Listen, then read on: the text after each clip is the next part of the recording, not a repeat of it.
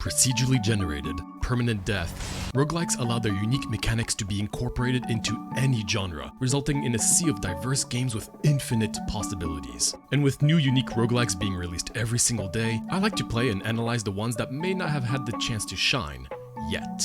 If that sounds interesting, welcome to the series where we learn what works, what doesn't, and why, all in search to find the next big roguelike. Solo chess. This seems to be a Balatro-like, but using chess, which I'm very curious how that actually works. There are more and more Balatro-likes, and I really do think it has its own style in that regard. And usually it uses an actual real-life kind of game and just put like the Balatro twist onto it. You know, I've played, there's Balatro with poker, there's roulette, match, there's a few of them. But with chess, usually that's a two-player thing, so I'm kind of curious how that's actually going to be working. So this game is currently still in development, planned to be released later this year. This is a solo developer game, and in this streak of playing a bunch of chess roguelikes, all very differently from one another, I think this one is definitely going to take the cake in terms of being the most unique, where I don't think the pieces themselves are going to be like, you know, actual characters. I think it's just going to be ways to score more points. So I'm very curious. As per usual, I'm going to be playing for a few hours, discovering the game, and then I'll be giving my overall thoughts later in the video. So timestamps below if you want to skip ahead. All right, let's jump into some solo chess.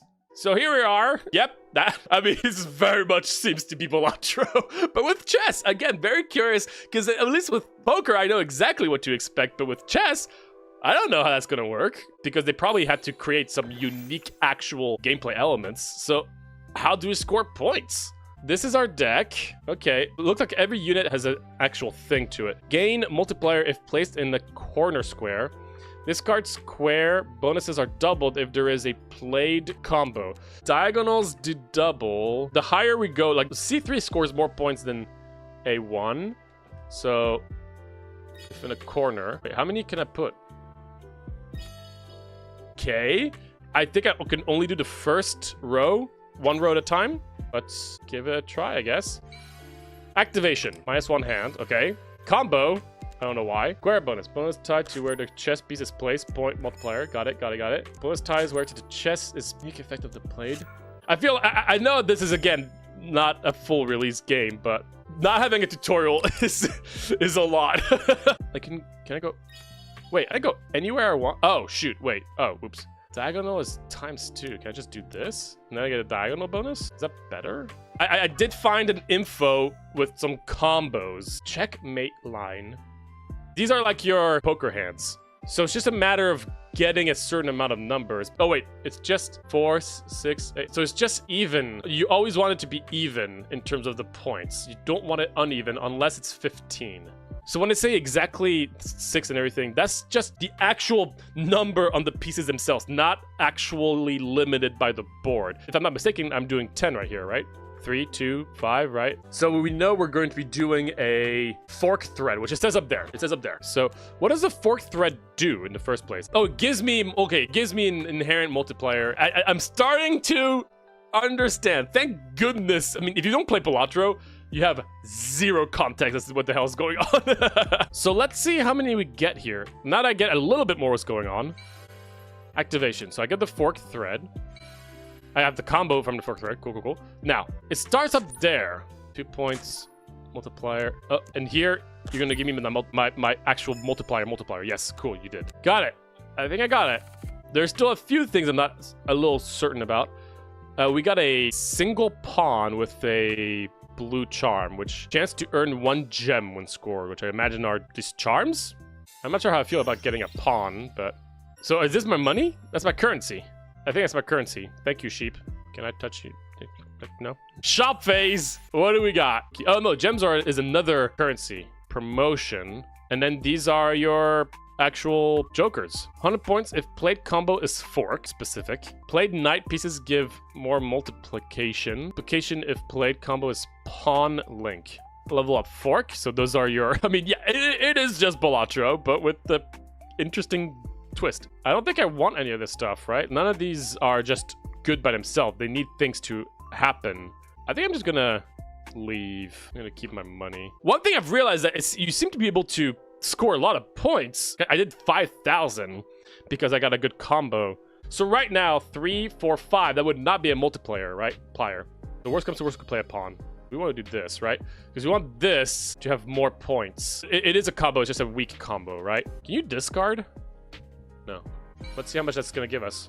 Oh, but the multiplication happens now. Right, so no, I should have put this down there because you actually want the multiplier effect earlier on. The music is so vibey, though. I have a combo. Central grip. Okay. Okay.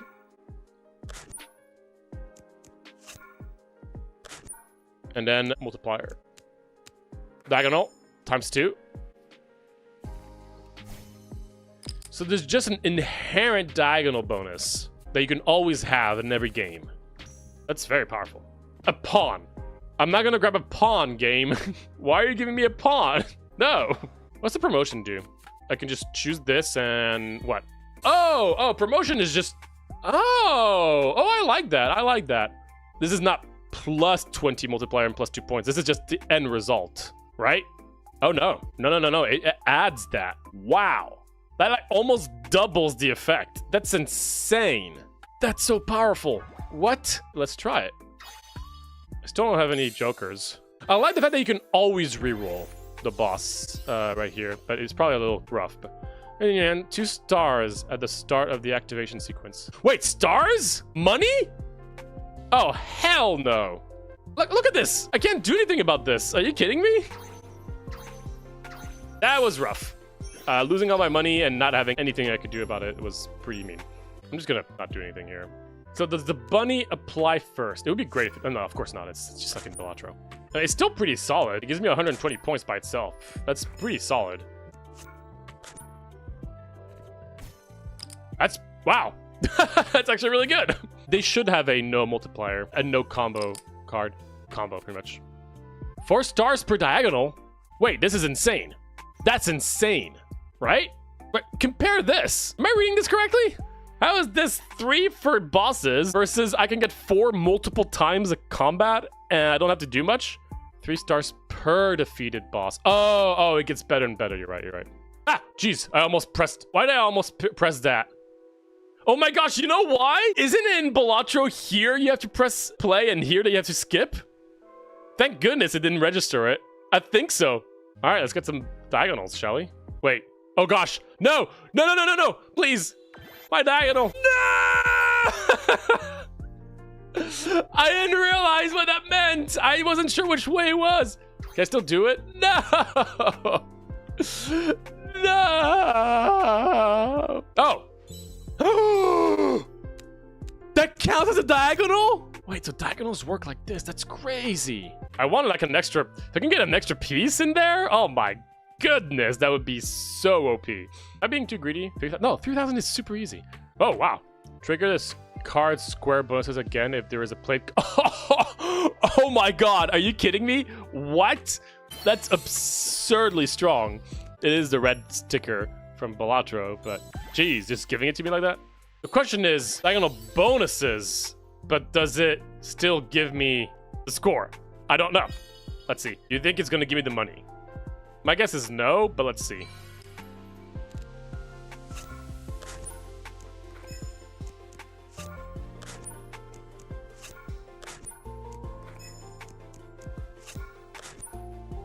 No! My money! No! All right, so we just try to beat it.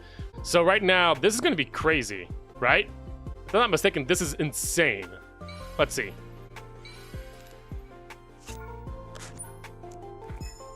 Okay.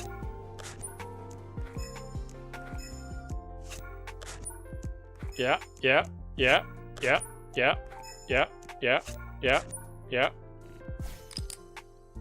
I was right. It's pretty good. Welcome to Balatro. All right. There's a lot to unravel on this game. I'm going to continue playing on my end, and I will circle back with my overall thoughts in just a moment. Okay, so we ended up just finishing that run because it was quite a long run. Instead of it being 8 antes, it's 10 in this game, so it took a little bit longer, but I got a pretty good idea of what to expect in this game, and there's quite a lot to talk about, so let's just jump right into it. So let's jump into the gameplay, right? So the gameplay is Balatro, but with a unique kind of game mechanic at its core, right? So we've seen a lot of Balatro-likes where it's like, you know, roulette, and I've already talked about this, but here, it's just its own little game on a 3x3 grid. The game itself, it's interesting because on one end, it does offer more unique mechanics that the game can just do itself, since it doesn't have to be bound by the rules of a particular game. But on the other, it's still very simple with kind of random little mechanics here and there. You got the diagonal upside. Different parts of the board have more multiplication and more points. The order of how things go. All of these are just extra little details put on to the game over a Balatro-like genre.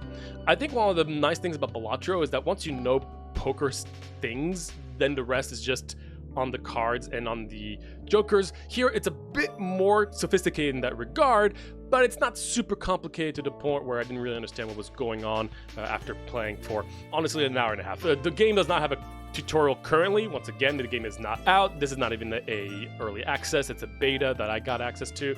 So I'm expecting a tutorial. I would really hope a tutorial because there are quite a few little things here and there that I think are important for players to get notified of in order to have a good time from the start. So again, the gameplay, right? It's pretty fun. There's a lot less to do, even though there's more little mechanics. So I'll jump right into probably my biggest concern in terms of the gameplay is that, and I'm going to be obviously comparing this to Balatro a lot. Balatro, you've got 5 cards, I think, that you start with in your hand, 5 or 6, whatever, and you can discard a lot of them. Here, you only have 3 units and you can't discard them, which actually really limits the amount of plays that you can actually do. You're pretty stuck with whatever the game is just giving you, and which makes it more RNG-like. That being said, you have less cards in your deck. Cards, I'm going to call them cards, right? Pieces in your deck. That's how it combats the RNG aspect. But I do wish that you could have either more units in your hand or a discard mechanic. I do realize that right now that discard mechanic would be a little too powerful and potentially wouldn't work super well with a lot of other things I saw. But in general, it did feel like, depending on the boss I was fighting or the situation I was in, I had very limited amount of options that I could play with, which is rarely the case with Balatro, where you really get stuck with very few options. So I wish there was a little bit more to do for the player outside of all the mechanics inherently in the game. I wish there was more that I could do. More discards, more choices, more moving things around, bringing things back potentially, which again wouldn't work right now because then you would see what you're drawing. I think that would potentially help make the gameplay feel a little bit more diverse from combat to combat.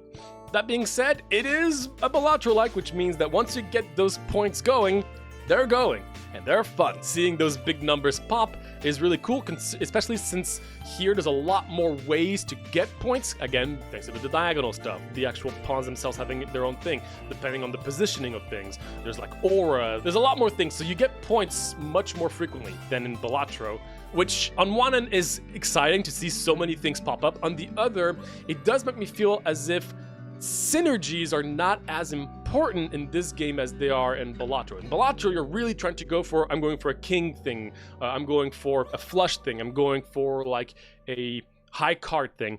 But here, there are so many ways to get points that even the build that I got to win very easily, but I wasn't really playing anything specific. I just had a lot of cards and effects that doubled things by themselves without me having to plan around it.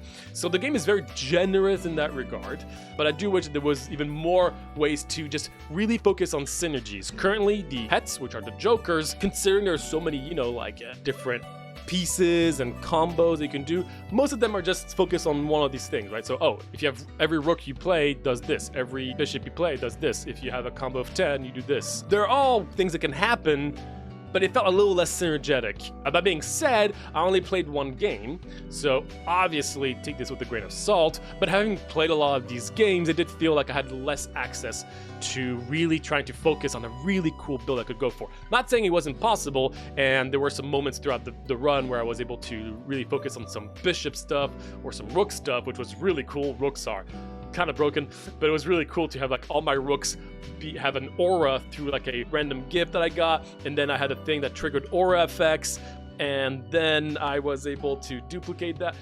It was cool, super satisfying. The roguelike elements are exactly like Balatro. You have 3 fights, the first 2 fights don't have anything specific. The boss fight will have a unique mechanic. Some boss effects are way harder than others, which I guess is also the case in Balatro, where depending on the build you're playing, you're gonna get completely screwed, but you can buy your pets. There's also some consumables, which are kind of like your tarot. There's also the surprise gift, which are like massive buff you can get. There's a lot of things you can find. There does seem to be a lot of different pets and consumables currently in the game. I think right now, if I'm not mistaken, we have 100 different pets, which are your jokers, 30 different food cards, which are your consumables. So yeah, there's definitely a lot of content already for a game that is not even in early access. Obviously, for these kinds of games, if the game does well, you're gonna need more pet cards. 4 is better, but there's already a nice amount. Up next, I want to talk about the audio visuals as well. It has its own charm, you know, it has this very Japanese, cute little thing going. Music is kind of vibey, almost lo-fi, but with a more cuteness aspect to it, which is nice. I like it. I gotta bring this up, right? The chess aspect. This is not chess, right? Literally, the rook is not a rook. The pawn is not a pawn. It has nothing to do with chess, which bears the question, why do we have chess pieces? Why can't they just be cute little monsters that do effects? Because it would not change anything. You wouldn't lose anything from chess. Personally, I think that would work better for a game like this. Obviously, it's too late and maybe it wouldn't work. But I understand that the idea of chess and the title definitely helps in terms of promotion and everything, but I'm kind of sad that I couldn't just have, you know, like a red little monster does this, blue little monster do this, this little cute guy does this, which means you wouldn't also be restricted by the amount of chess pieces. You could then do more units, because right now they're just limited to the amount of chess pieces, which is 1, 2, 3, 4, 5, 6, right?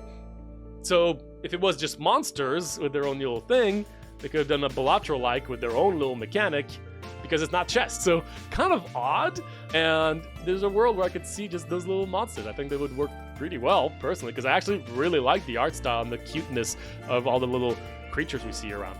Okay, I'm going to talk more about some specifics now, random notes that I wrote down as I was playing. One thing that Balatro does not have that this game did have, which I really appreciated, were the battle rewards. At the end, once you beat an encounter, you do go to the shop, again, exactly like Balatro, but they also give you an extra piece you can add, as if Balatro would give you an extra random card you could add to your deck. Now, in Balatro, it would be kind of weird because there's so many cards that it would feel a little off, but here, since there's only 6, you might just fall into a piece you want, and they just offer that to you, which is nice. I think giving more rewards to the player is just a nice thing. I thought that was pretty cool. It was kind of random at first, you know, like, you win, here's a pawn if you want. I'm like, I don't want a pawn, but thank you. So yeah, that was a nice little thing. So this game obviously has a lot of specifics, like I mentioned, so I'm not going to talk about all of them because there's a lot to discuss on all the random little mechanics they've added that I find interesting. Some are more unbalanced or a little weird, right? But overall, I would say that with the amount of little specifics that this game has, there's definitely some quality of life aspects and some situations that can feel very unfair / you know, soft lock you. So for instance, considering there's no discard, once again, and that there's no way, and that your hand size is very small, I got into a situation at the end where the boss could freeze my units in hand, and I can't get rid of them. And I got in a situation where all my cards in the hand got frozen, and I can't play. I'm soft locked. I could not even play empty hand.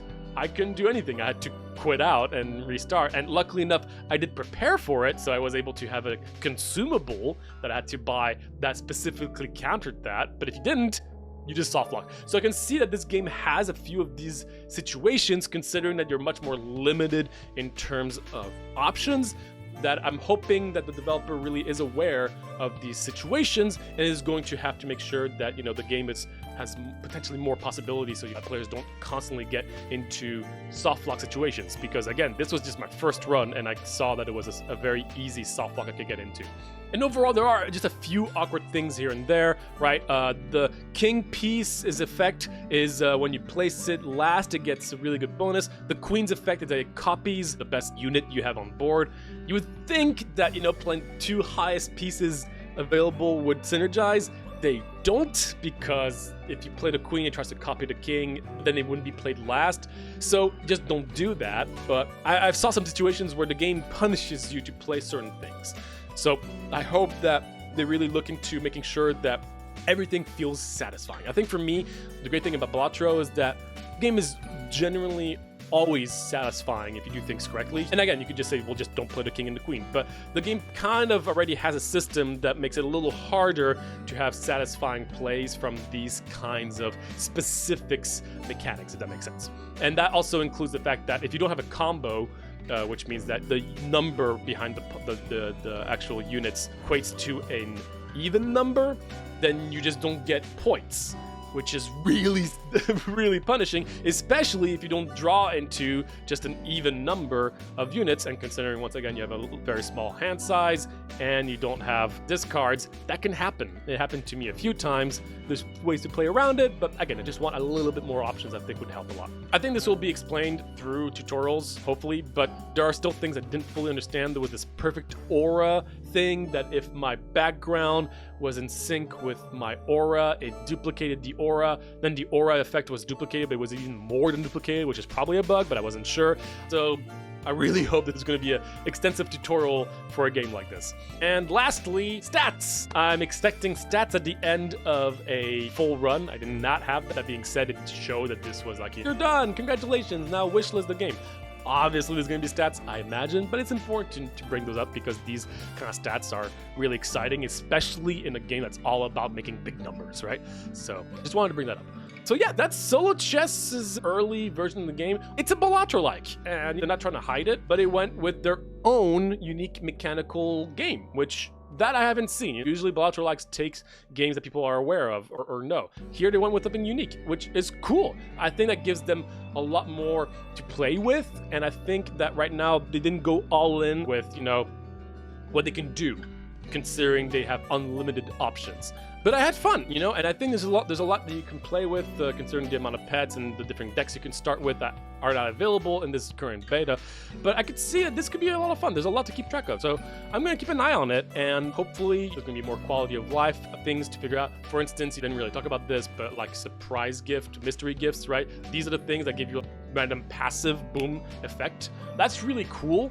That being said, when I would press it, there was one that was like, get a random rare Joker if you have space. I didn't have space. I couldn't get rid of a Joker on that moment. I was like, wait, I can't. I just need to get rid of this.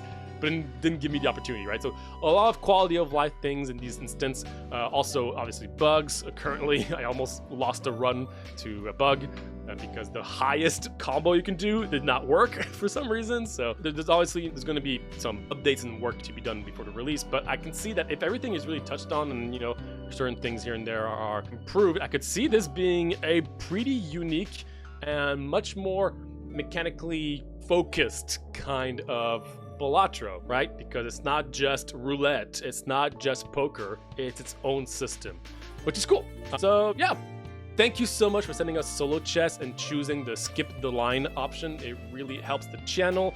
Really appreciate anybody who is interested in sending us your game. There is a form down on the description, and hopefully I'll get to play more and more roguelikes as I do. Thank you so much for all your support, and yeah, that's about it.